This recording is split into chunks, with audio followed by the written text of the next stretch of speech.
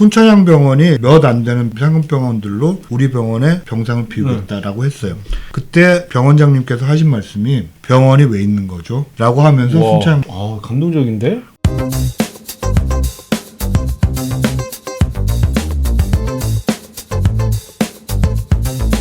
근데 한편으로 어떤 일이 생겼냐면 요양병원에서 무수히 많은 사망자가 있어요. 그렇죠. 그러니까 거기서 한 게 코호트 격리죠. 확진자를 코호팅한다라고 하면 확진자를 따로 분리하는 걸 코호트 격리라고 부르고 그 확진된 집단만 네네 그게 코호팅이에요.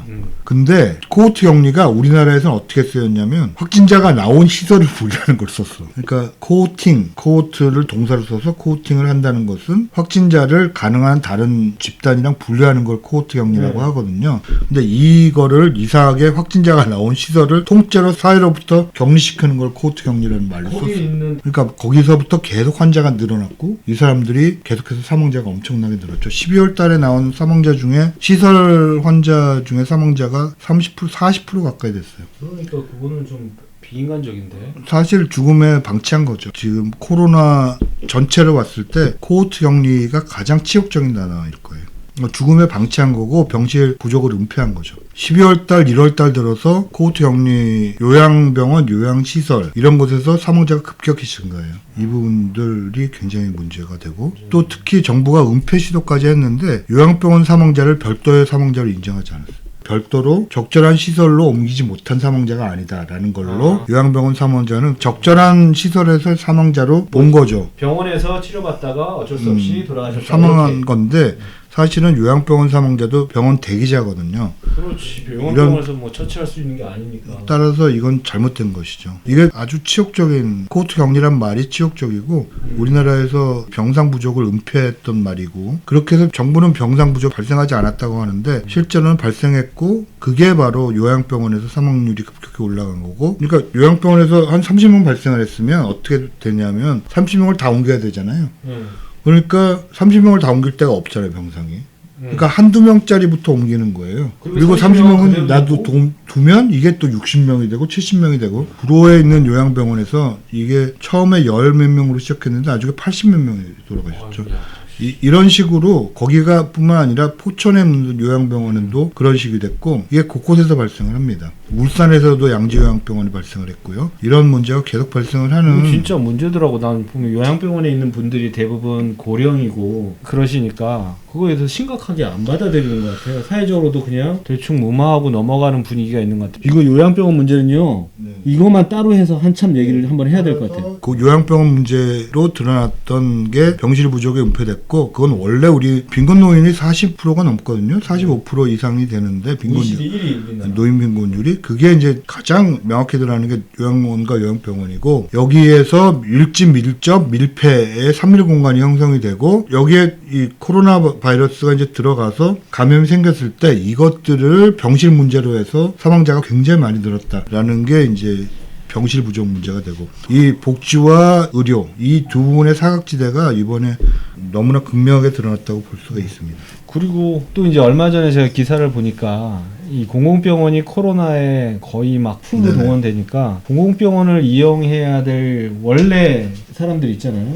공공병원이 해야 될 여러 가지 역할들이 있잖아요. 그런 기능들을 못 하는 거죠. 이게 이제 문제가 공공병원이 워낙 적으니까 어쩔 수 없이 다 동원돼야 된단 말이에요. 앞으로 이 공공병원이 이 코로나 같은 감염병 계속 이렇게 주기적으로 오거나 이럴 때 과연 어떤 역할을 해야 되는가 이런 거에 대해서 좀 제대로 고민을 해야 될 것 같아서요. 네, 그 부분을 좀 말씀드리면 우리나라 공공병원 이용자들이 예를 들어 경기도에 6개 원래 지방의료원이 있었어요. 그런데 7번째가 생긴 게 성남의료원이 생긴 거죠. 아, 성남의료원 7번째. 네네.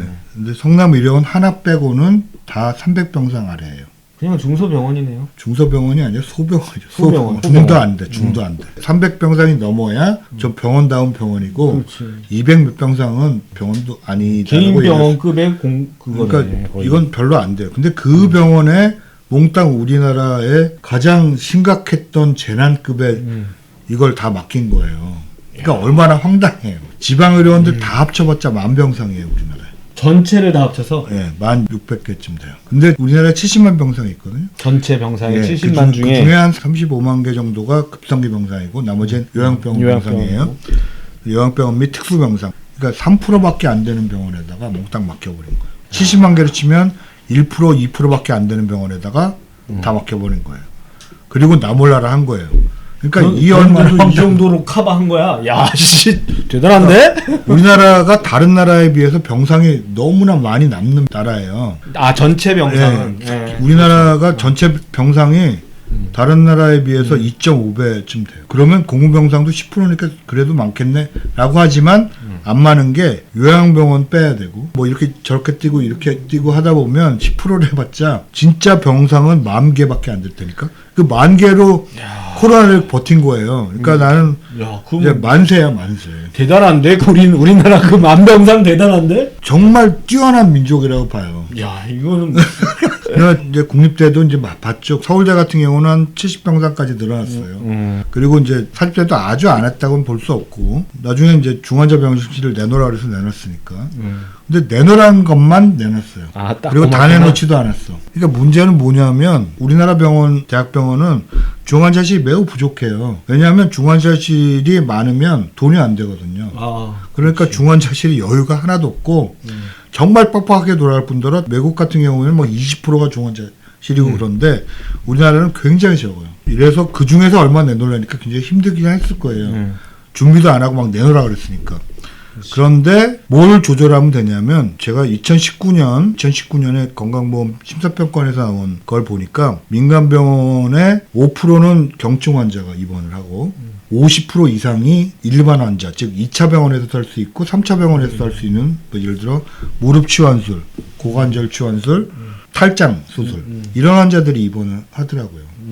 그거는 좀 미뤄도 되는 수술이잖아요. 비응급 수술이 상당 부분 들어가거나 2차 병원으로 미뤄도 되는 수술들이 급하지 않고 난이도가 높지 않은. 그러니까 비응급 수술을 미뤘으면 되는데 비응급 수술을 미룰 생각은 안 했어요.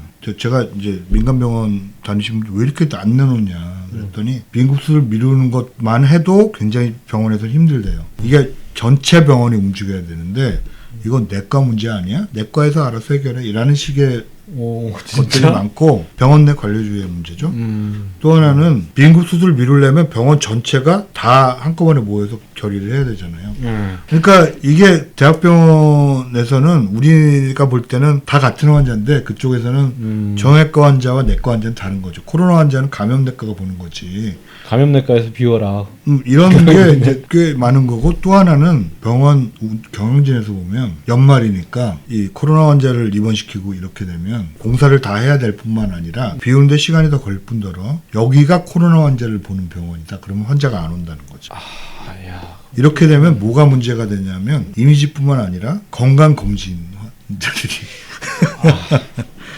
건강검진 환자가 안 오고 야. 그다음에 그렇지. 건강검진 대목이래요. 12월 달에. 그다음에 외래 환자들이 안 올 수 있다는 거죠. 외래 환자는 경증 환자들이 많거든요. 다 믿지는 않은데 그런 식의 정부한테 보상해달라고 얘기하기 힘든 장례식장이 안 되는데 이렇게 얘기할 수는 없잖아요. 대학병원이. 그렇지. 그리고 정부가 보상을 해줄래도 근거가 없잖아요. 근거가. 물었어요. 뭐 이거 안. 부대 사업으로 먹고 사는 게 이제 한국의 대학병원이 뭘로 먹고 사느냐. 임대. 이런 부분들까지도 이제 생각을 해야 된다는 거예요. 민간병원은 건강검진, 장례식장 이런 걸로 이제 상당 부분 수익이 발생을 하니까 이렇게 됐을 때 코로나 환자를 봐야 되는가라는 게 그럼 정부가 그냥 동원했으면 되는데 또 정부가 듣는 전문가라는 사람들이 대학병원에서 이제 하는 사람들이라는 거죠. 또 이 문제가 우리나라가 이미 학문적 권위라는 것도 민간병원 중심으로 돌아가고 있다. 과학이라는 것들이 과연 뭐냐라는 거와 의학이라는 것들이 뭐며 전문가의 권위라는 것이 뭔가. 그래서 실제로 공공병원이나 박예병원이나 뭐 이런 현대병원식의 거점병원론과 우리 시민단체나 김윤 교수나 뭐 이런 공공병원 쪽에서 주장하던 대학병원을 일부 비워서 거기서 하는 게 사람들이 가장 적게 다칠 거다. 왜냐하면 거기 전문가도 뭐 제일 많고 간호사 인력도 제일 많기 때문에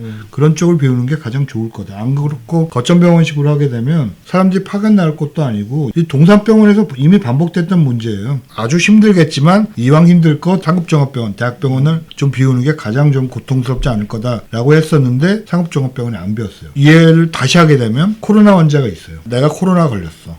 나는 삼성병원에서 진료받고 싶어. 삼성병원에 갔어. 그러면 삼성병원은 우리 코로나 환자 안 보는데요. 이렇게 되는 거거든요. 왜 사립대학병원은 코로나 환자를 안 보는 거야? 말하자면 특별한 것이 아닌데 우리나라 90%의 사립병원은 코로나 환자를 결국 최소만 보고 코로나가 끝나게 생겼다. 그럼 우리나라 사립병원들은 왜 있는 거지? 병원이 왜 있나? 순천향병원이 몇 안 되는 상급병원들로 우리 병원에 병상을 비우고 있다라고 했어요. 그때 병원장님께서 하신 말씀이 병원이 왜 있는 거죠? 라고 하면서 순천향 성함이 자막으로 찾아보시면. 듣자. 감동적인데? 그분이 딱 그런 얘기를 해서 정말 맞는 얘기 하시는구나 이런 생각이 들었어요. 그러면 근데 또 이제 이 코로나뿐만 아니라 감염병이 코로나로 이제 다시는 안 올 다른 보장이 없잖아요. 다른 뭐 이런 감염병이 올 수도 있는데 그러면 선생님 보시기에 앞으로 그러면 우리 어떻게 해야 됩니까? 코로나가 아직 안 끝났기 때문에 2,000명까지 도래할 수 있는 4차 감염이 올 수 있다. 아직 백신의 효과가 발휘되기 전에 4차 유행, 4차 파고가 오면 그때는 정말 문제다. 그때는 민간병원도 확실히 동원해야 된다. 그걸 지금 준비해야 된다라고 생각을 해요. 민간병원 동원 체계를 지금부터 준비하지 않으면 큰일 날 수 있다라는 측면 하나와 중장기적으로 어떻게 해야 되느냐. 민간병원 동원하는 것도 쉽지 않다는 게 이번에 밝혀졌기 때문에 첫째는 병원이 국민을 위해서 있다라는 것들을 충분히 인지할 수 있을 정도의 병원 전체의 공공성을 높여야 된다. 이거에 대한 좀 심각한 고민이 필요한 것 같아요. 정부가 병상 허가제 이런 부분들을 지금 어느 정도 하고 있는데 병상 허가제를 확실히 시행해서 상당 부분을 정부가 공영으로 유지하는 정부가 돈을 더 써서 민간병원도 예를 들어 병상을 더 짓거나 국가 중에 기계나 장비 이 부분은 아예 공공적으로 운영하는 게 어떨까. 더 중요하게는 현재 10%의 공공병원들은 안 된다. 그건 확실한 것 같아요. 확실하죠. 네, 정말 최소한 격하게 한 20%까지 올리는 건 한 5년 안에 해야 된다. 되게 이제 5년 주기로 오는 것 같거든요. 팬데믹이. 그러네요. 메르스, 신종플루, 사스 이렇게 보면 한 5년, 6년마다 한 번씩 오는 것 같아요. 이제 이 공공병원 20%까지 늘려야 된다. 그럼 20%까지 늘리려면 지금 10,000병상 있잖아요. 요거를 한 30,000병상 정도. 그러니까 2만 개 더 늘리면 되는데 3만 규모로 늘리고 한 전체보다 지방의료원이 숫자는 2배, 규모가 1.5배 이 정도로 해서 좀 늘리는 것이 정말 필요하다. 이걸 급하게 하지 않으면 안 된다. 그리고 대학병원과 지방의료원이 이렇게 지금은 지방의료원은 보건복지부, 대학병원은 교육부 산하에 있어요. 교육부 산하. 보훈병원은 보훈처, 국군병원은 국방부, 경찰병원은 뭐 경찰청 이런 식으로 다 나눠져 있어요. 이걸 다 보건복지부를 싹 몰아서 이걸 한 군데서 관리를 하고 나머지는 돈 재정적인 거나 뭐 이런 것들은 각 부서가 알아서 하더라도 굳이 짧게 얘기하면 대학병원과 지방의료원의 체계 정비, 그다음에 의사인력의 양성, 그다음에 지방의료원의 양적 질적 강화 이 세 가지가 필요하다고 이제 말씀드릴 수 있겠죠. 오늘 코로나를 중심으로 해서 정부의 코로나 대응 그리고 그 과정에서 공공병원에 드러난 문제점들까지 다 다뤄봤습니다. 근데 할 얘기가 하나 하고 나니까 더 해야 될 게 더 많이 떠오르는 것 같아요. 아까 얘기했던 요양병원 문제라든지 이제 공공병원의 다른 역할에 대해서도 해야 되는데 역시 기존의 3대 농객들하고는 차원을 달리하는 대농객이시라서 뭐 이렇게 제가 옆에서 뭐 할 얘기가 없이 혼자서 그냥 워낙 해박하게 생생하게 얘기를 해주셔서 좋은 얘기를 많이 들었습니다. 앞으로도 좀 자주 출연하셔가지고요. 네, 감사합니다. 오늘 순서는 여기까지 하겠습니다. 감사합니다. 예, 감사합니다. 구독, 좋아요는 사랑입니다. 사랑입니다.